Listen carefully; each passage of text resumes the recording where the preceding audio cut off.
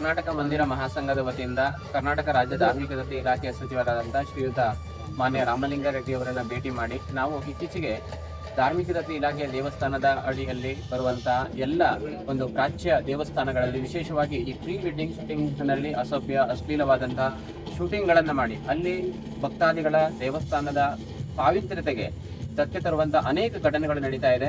ಸಕಲೇಶ್ವರದ ಭೈರವೇಶ್ವರ ದೇವಸ್ಥಾನದ ಘಟನೆ ನಂತರ ಇವತ್ತು ಎಲ್ಲ ಕಡೆಗಳಲ್ಲಿ ಇವತ್ತು ಈ ತರ ಒಂದು ರೀಲ್ಸ್ ಮಾಡುವಂಥದ್ದು, ವಿಡಿಯೋ ಶೂಟಿಂಗ್ ಮಾಡುವಂಥದ್ದು, ಪ್ರೀ ವೆಡ್ಡಿಂಗ್ ಶೂಟಿಂಗ್ ಮಾಡುವಂಥದ್ದು ಈ ರೀತಿ ನಡೀತಾ ಇದೆ. ಇದನ್ನ ನಾವು ಮಾನ್ಯ ಸಚಿವರಲ್ಲಿ ವಿನಂತಿಯನ್ನು ಮಾಡಿದ್ದೇವೆ. ಯಾವುದೇ ಕಾರಣಕ್ಕೂ ದೇವಸ್ಥಾನದ ಆವರಣದಲ್ಲಿ ಇಂತಹ ಒಂದು ಪ್ರೀ ವೆಡ್ಡಿಂಗ್ ಶೂಟಿಂಗ್ಗಳಿಗೆ ಅವಕಾಶ ಕೊಡಬಾರದು.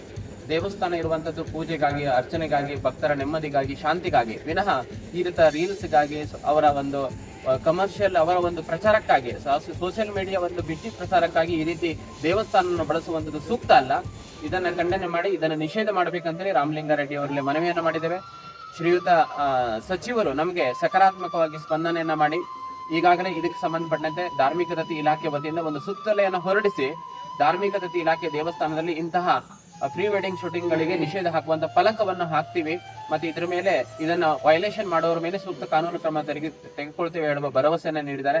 ಖಂಡಿತವಾಗಿ ಈ ನಾವೆಲ್ಲರೂ ಸೇರಿ ದೇವಸ್ಥಾನವನ್ನ ಪಾವಿತ್ರ್ಯವನ್ನ ಕಾಪಾಡೋ ದೃಷ್ಟಿಯಿಂದ ಈ ಒಂದು ದೃಢ ನಿರ್ಧಾರವನ್ನ ತೆಗೆದುಕೊಳ್ಳೋಣ.